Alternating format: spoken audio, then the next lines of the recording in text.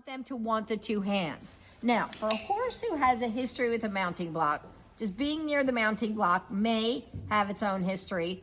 A lot of horses that have a trouble with the mounting block, the sound of a foot going on the mounting block can be a trigger for them. So we need to desensitize all those pieces to be sure they're okay with it. But if I'm working Henley over there, I can run to the mounting block. And she runs, she has a superstitious loop around it, and then which I've never cared about. And then I will run over there, and then she'll come and she'll line up and adjust. So right now what we're doing with the two people is getting her used to the mounting block portion and the person being in that area in addition to the standing still. Now it's important, we can teach them to tolerate things, and we want her to be beyond just tolerating it. We want her to like it and be a participant in it.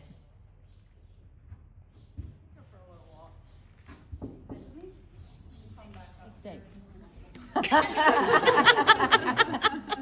But she probably didn't have a real awareness about Jessie the first time, and now she kind of thought about it as she walked to the mounting block and put it into perspective. And so that's okay, it's information. Maybe we need to go back to moving it towards her, but let's try and see if she can't line up again. So you got to kind of take it in and figure out what is my next thing to do here. Have you ever seen if it's a new person, the horse doesn't know that they don't want to do it? Like, I'm just curious. I haven't seen that, but I'm sure that there is a fair share of it with, I'm sure for a horse, lesson horse in particular, or all of a sudden now they've got somebody, if they're used to the new people not knowing how to ride, it can be a lot harder. And what's interesting is the therapy horses, they burn out quite quickly. And you wouldn't think so because all they're doing is walking around. Oh, see, I would think so because of all the emotion. Yeah, and these are like ex-show jumpers or whatever, they've been retired and they struggle, but I think it's the balance is part of it. Mm-hmm. And then I think they often have, volunteers are not always very experienced, so I think there's a lot of unclarity in it and they burn out really fast.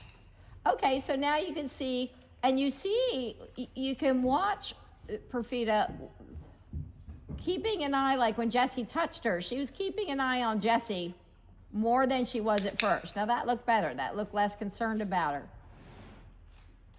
But it's going to take a bit for her to break that old habit of walking up, I veer away. Walking up, I veer away. And you could see it you could see more thought involved in that in the last one.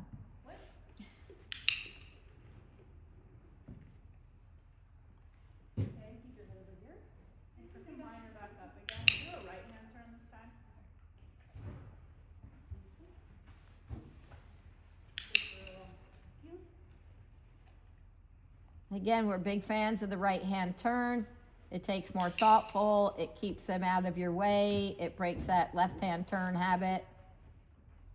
Too far ahead of her. No, you're okay. Good girl. No, you're more than okay, Murphy. All right. You're medium. Yes. Mid. She told me I was medium one day when I was awesome. So now she's medium. Yeah, Thank yeah. you, Sarita. Come back and do it to the left. Well, we'll show that way. Good girl. Can you see? Bridges to get around her. Okay. It's fine. Good girl. And now slow it down. Now, and she wants her to slow it down because she wants more thought involved and wants it to be more aware. If it goes fast, she's probably going to slip into her old habit without thinking about it. So we want to help her break it down to this kind of new thought process through it.